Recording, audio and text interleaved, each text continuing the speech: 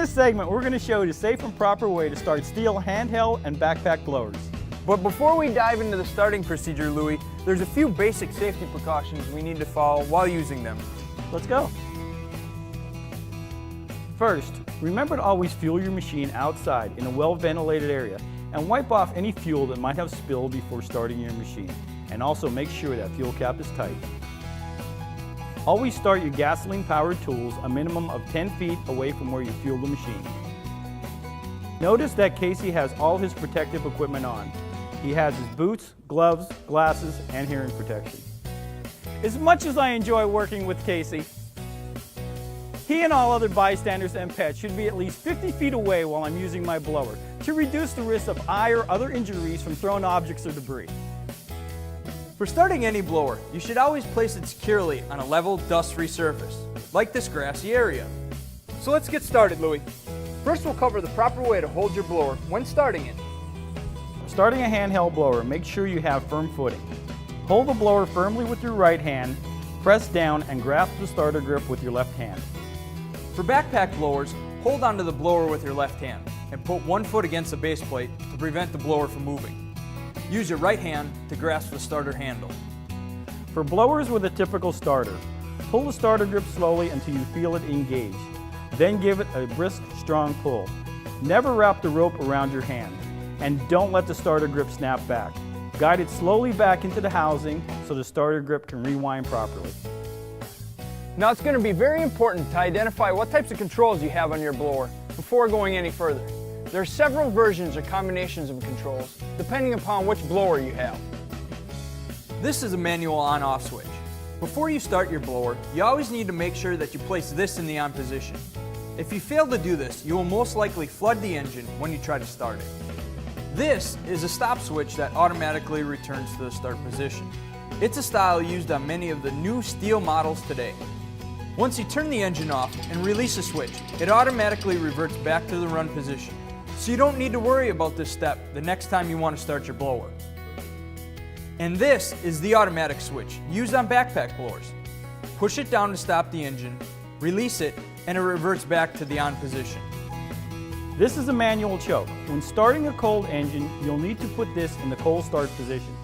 Then move it to the run position once the engine starts. Like the manual on-off switch, if you forget to move the choke to the run position once the engine starts, you may very well flood the engine. And this is a semi-automatic choke. When starting a cold engine, place the choke lever in the cold start position. Once the engine starts, press on the throttle trigger and the choke will automatically move to the run position. Another great feature to help eliminate the chances of flooding your engine.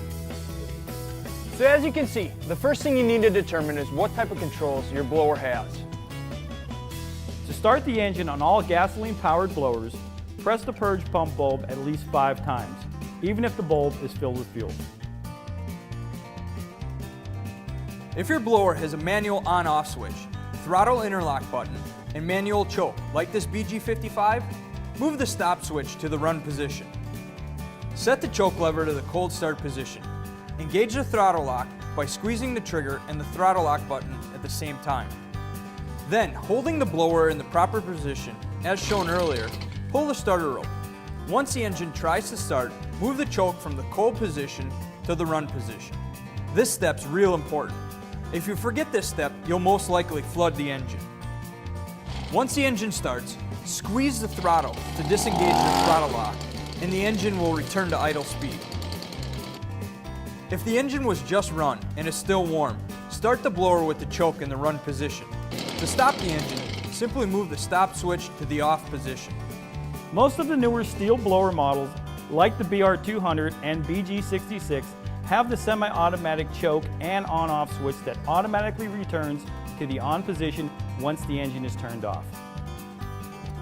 For the semi-automatic choke, move the lever to the cold start position if the engine is cold.